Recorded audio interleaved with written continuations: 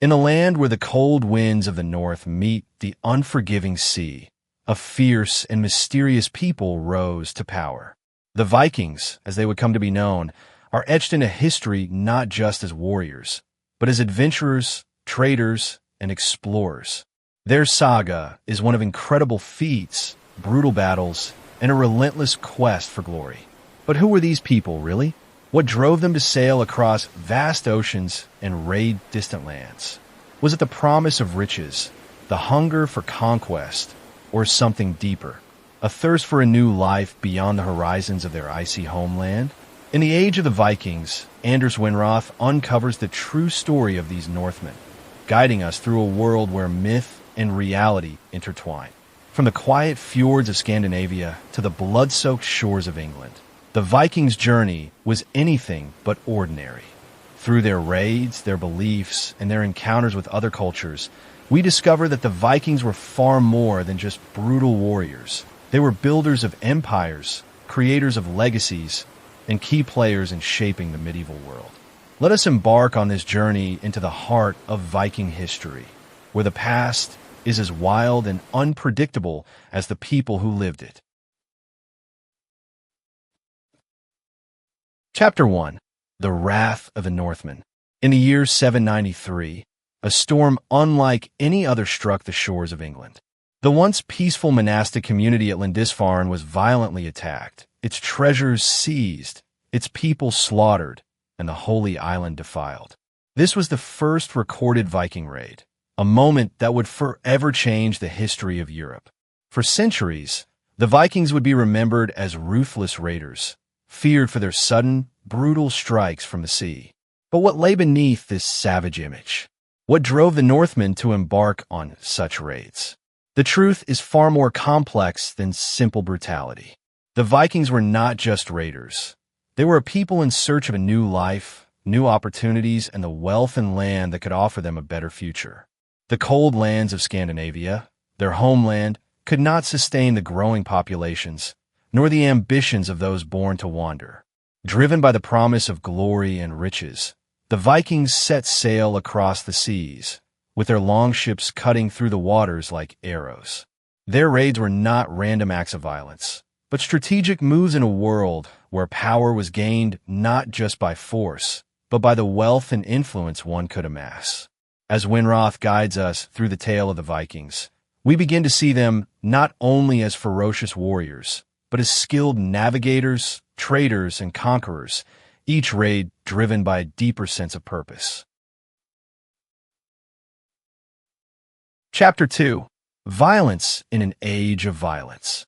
Violence, it seemed, was woven into the very fabric of the Viking world. But to understand their violent ways, we must first grasp the nature of the world in which they lived. Europe at the time was a continent torn by political turmoil, with kingdoms constantly at war for dominance. The idea of honor and strength in battle was deeply ingrained in Viking society, and the Norsemen believed that a warrior's worth was determined by his prowess in combat. This was a world where disputes were settled with blood, where men earned their place in history by defeating their enemies in battle, and where survival depended on one's ability to fight and conquer. The Vikings did not view violence as something shameful. Rather, it was a necessary part of life, an essential aspect of their warrior culture. The brutality of their raids was a direct reflection of the harsh world they inhabited, where the strong prevailed and the weak were left behind. For the Vikings, their acts of violence were not simply about destruction. They were about establishing dominance, gaining wealth, and securing a place in the sagas that would tell their story for generations to come. Yet, despite the violent image of the Viking raids, Winroth reveals a deeper truth. The Vikings were not just mindless killers. Their society, while harsh, was also rich in culture, with a deep respect for the bonds of kinship, loyalty, and honor. As we journey through their violent world, we begin to see that for the Vikings, violence was not an end in itself, but a means to an end, one that would shape their world and their legacy for centuries to come. Chapter 3. Vikings at Home and Abroad. The Viking Age Migration. Imagine a time when the horizon itself seemed endless, where the world beyond your homeland was a mysterious and untamed place. For the Vikings, this world was theirs for the taking. The cold, rugged landscape of Scandinavia, its mountains, forests, and fjords, shaped the Viking people in ways that would echo across the centuries. But as the population grew, resources grew scarce, and the harsh environment became a battleground for survival. For the Vikings, the answer to the struggle was not just to fight, but to leave. They set their sights on distant lands, crossing the vast oceans in their longships, carving their way into new territories. Their migration was not simply a search for land. It was a search for a new beginning. The Vikings' journeys took them far and wide, from the shores of Ireland to the coasts of France, from the rivers of Russia to the bustling markets of the Byzantine Empire. With every new land they encountered, they brought their culture, their traditions, and their relentless ambition. In many ways, the Viking Age was as much about migration and exploration as it was about conquest. These voyages led to the founding of new Viking settlements in places like Iceland, Greenland, and even parts of North America, where they would leave their mark on history. But this migration was not without its challenges. The Vikings had to adapt to the customs of the lands they encountered, forging alliances with local rulers and integrating into the societies they sought to dominate. Winroth's exploration of this migration reveals the complexity of Viking life abroad, how they shaped and were shaped by the foreign lands they encountered. Chapter 4. Ships, Boats, and Ferries to the Other World. At the heart of Viking expansion was a technological marvel, the longship. These ships were more than just vessels. They were the very lifeblood of the Viking Age, allowing them to navigate both the rough waters of the North Sea and the shallow rivers of Eastern Europe. The longship was an engineering feat designed for speed, agility, and versatility. Its shallow draft allowed it to travel in shallow waters, making it ideal for raids along coastlines, rivers, and even lakes. But the longship's significance went far beyond its practical use in battle or trade. It symbolized the Viking way of life, bold, daring, and constantly on the move. To the Vikings, their ships were not just tools. They were sacred. The ship was a reflection of their worldview, a connection to the gods, and a vehicle for both earthly and spiritual journeys. In a Viking belief system, the journey to the afterlife was just as important as the journey through life. And so, ships were often used as burial vessels, carrying the dead to the other world. This chapter takes us deep into the symbolism and significance of Viking ships, showing us that these vessels were much more than just transportation. They were a bridge between the living and the dead, between the known and the unknown. Winroth beautifully weaves the story of Viking exploration, showing how these ships enabled the Vikings to leave their homeland, make new discoveries, and create an enduring legacy that would span the centuries. Chapter 5. Coins, Silk, and Herring. Viking Age trade in Northern Europe. It wasn't just violence that defined the Viking Age. Trade played a vital role in the lives of the Northmen. While the image of Vikings as ruthless raiders is the most popular one, the truth is that they were also savvy merchants. Their longships, with their versatility and speed, not only allowed them to raid but also to engage in trade. The Vikings traveled across vast distances, from the frozen reaches of Scandinavia to the bustling markets of the Mediterranean and everywhere in between. They traded in goods such as furs, amber, iron, and slaves. But what truly connected the Vikings to the broader world was their ability to acquire wealth from the lands they plundered and the goods they exchanged. Coins, silk, and herring. These are just some of the many commodities that flowed through Viking markets. For the Vikings, trade was not only about acquiring wealth, but about securing their place in the larger European economy. The Viking Age was marked by a complex web of trade networks that stretched from the British Isles to the Middle East. In places like the great trading hub of Birka in Sweden, Vikings would barter goods with merchants from across Europe and Asia. It was through trade that they came into contact with a wide range of cultures, Byzantines, Arabs, and Slavs, among others. And in doing so, They brought their own influence to these far-off lands. Winroth's exploration of Viking trade reveals the economic power the Northmen wielded and how their ability to navigate these complex trade routes helped establish the Viking legacy in the world. Chapter 6. From Chieftains to Kings. The world of the Vikings was not one of centralized power, but one of chieftains and local rulers who controlled their territories with a firm hand. In the early years of the Viking Age, authority was often based on strength, loyalty, and the bonds of kinship. Leaders were chosen based on their ability to protect and provide for their people, and in return, the people gave them loyalty and support.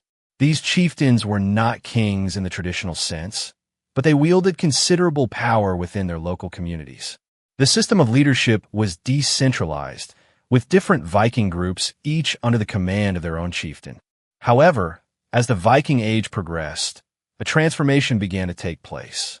The need for more centralized leadership, in response to both internal conflict and external threats, gave rise to the first kings of Scandinavia.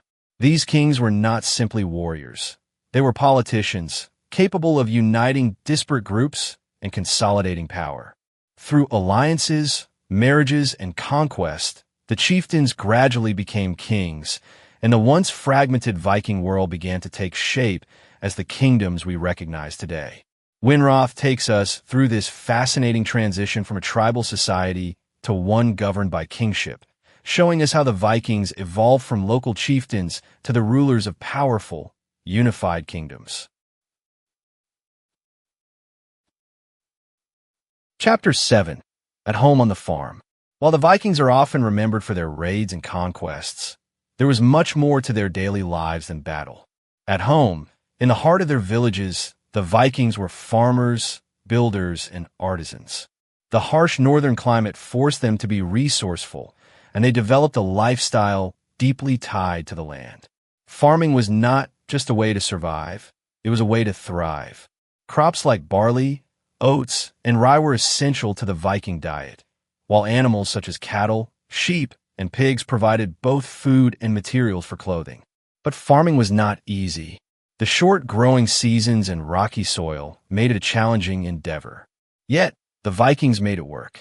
They built long houses to house their families and livestock under one roof, ensuring warmth during the cold winters.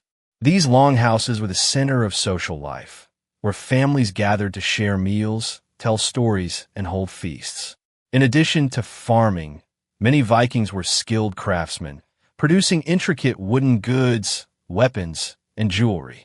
They also mined iron and other metals, shaping tools and weapons that would later be used in their expeditions. The Viking farmstead was not only a place of work, but a reflection of Viking values: community, self-sufficiency, and resilience. Winroth's exploration of Viking life at home reveals a society that was far from one-dimensional. The Vikings were not just warriors. They were creators, builders, and pioneers who shaped their world both at home and abroad.